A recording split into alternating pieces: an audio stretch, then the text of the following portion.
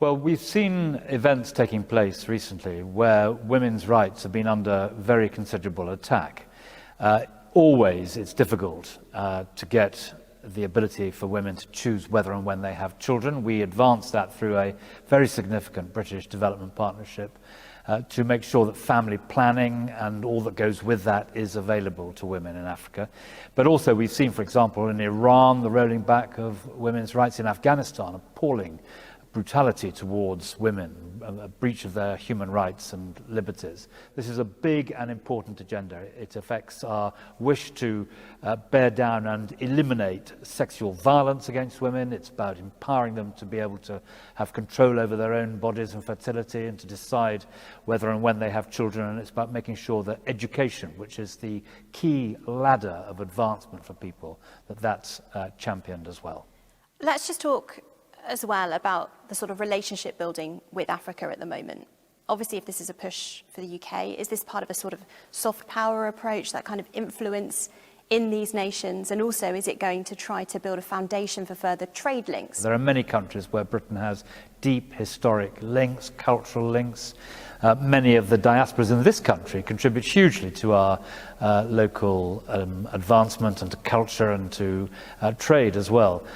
So we build on those relationships and we try to react to what people want to see. And across many societies, particularly voluntary groups, women's groups, they want this sort of support. And in terms of South Africa, we've announced today a £5 million programme through Gender Links, which will empower women's groups and help them with this agenda. So all of that is true across, it's part of our relationship across Africa with different countries. But you also talk about trade facilitation, and you're right to emphasize that because it is trade that enriches all nations. If you are trading, then you are lifting your standard of living, you are lifting your economic activity. And Britain has been very heavily engaged in trade facilitation measures. For example, we've tried to make sure that goods, particularly food, going across borders is not delayed too long at those borders. Very significant progress has been made on that in parts of Africa, and that's what we want to see, trade facilitation. It's in everyone's interest.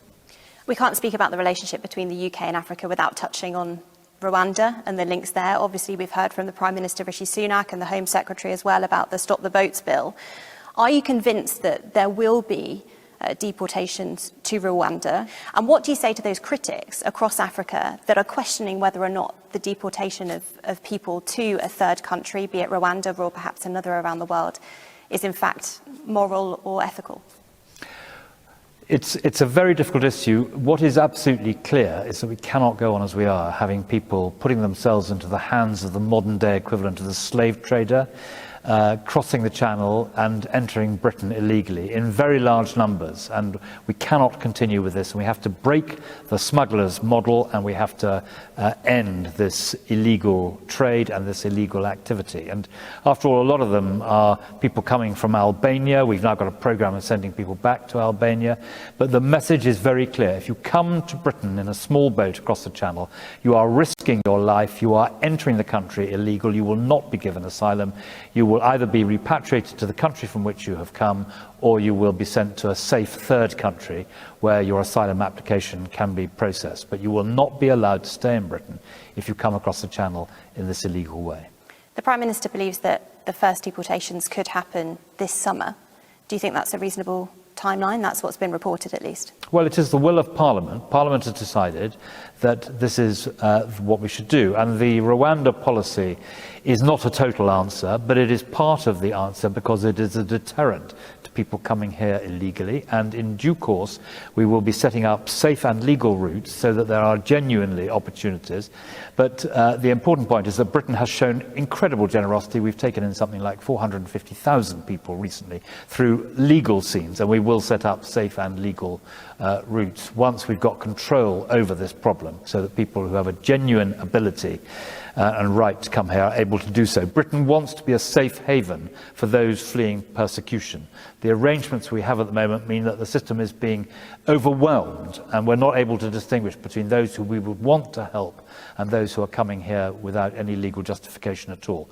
And that is what these measures seek to address.